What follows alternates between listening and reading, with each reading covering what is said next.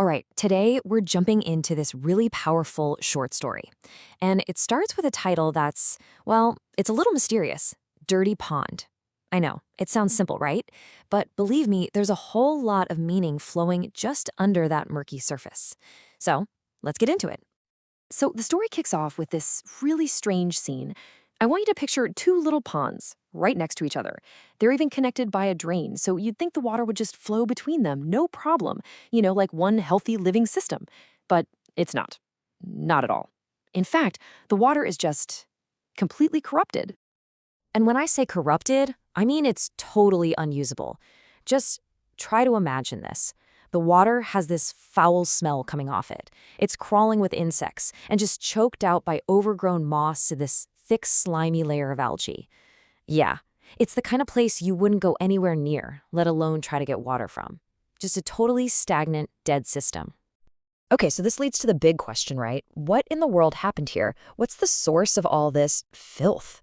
And this isn't just about, some environmental problem. As we're about to find out, the real answer is way more shocking and goes back much, much further than these ponds. And this is where the story just takes a complete left turn. We go from the physical world to something else entirely. See, the reason for the pond's condition, it isn't in the dirt or the water. It's in a past life. So, seeing this sad state of affairs, a divine voice actually feels pity for the ponds and decides to reveal where they really came from. And well, this revelation changes absolutely everything. And here's the bombshell. The voice reveals that these two ponds, they used to be human. And not just anyone. In a past life, they were two sisters, and they were defined by two things. They were extremely cheap and deeply, deeply selfish. This is the moment, right here, where that physical rot of the ponds starts to connect to a moral one. So let's break down that past life a little bit. They were actual sisters, and get this, they were married to two brothers. So it created this super tight, closed-off family circle. And inside that little bubble, their miserly, selfish nature just grew and grew, and it ended up defining every single thing they did. So, how exactly does being selfish in one life turn you into a dirty pond in the next one? That's what we're getting into now. This is all about let's call it the mechanics of their karma, the cycle of selfishness that ultimately got them trapped. So the real test for them came when they were asked to donate some money, for the welfare of other people outside their little family bubble. But instead of actually giving anything away, they came up with this clever, selfish trick, a way to look charitable with actually being charitable at all. Here's how their little scheme worked. When someone asked the elder sister to donate, she would just give the money to her younger sister. Then, when it was the younger sister's turn, she'd do the exact same thing, just donating it right back to the older one. So to everyone else, it looks like they were being generous. But it was a totally closed loop.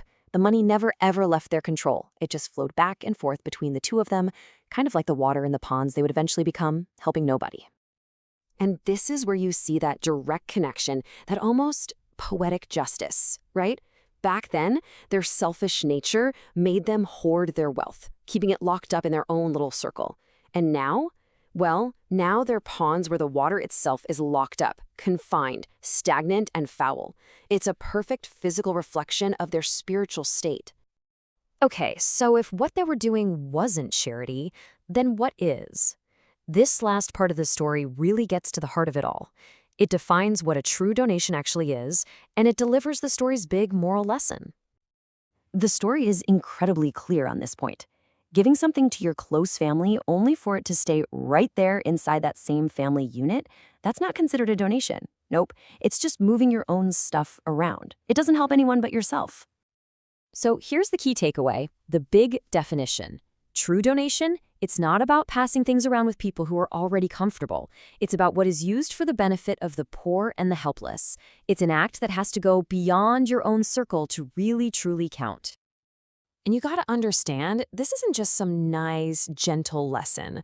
The story's conclusion is meant to be a stark warning, a really serious one about the consequences of how we choose to live.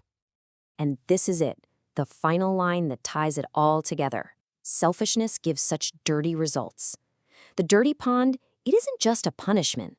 It's the physical form of what was happening on the inside, spiritually. And it really leaves us with a question, doesn't it? What parts of our own lives or even our world become stagnant and corrupted and, well, dirty when we only look out for ourselves? Definitely something to think about. Thanks so much for joining me for this one.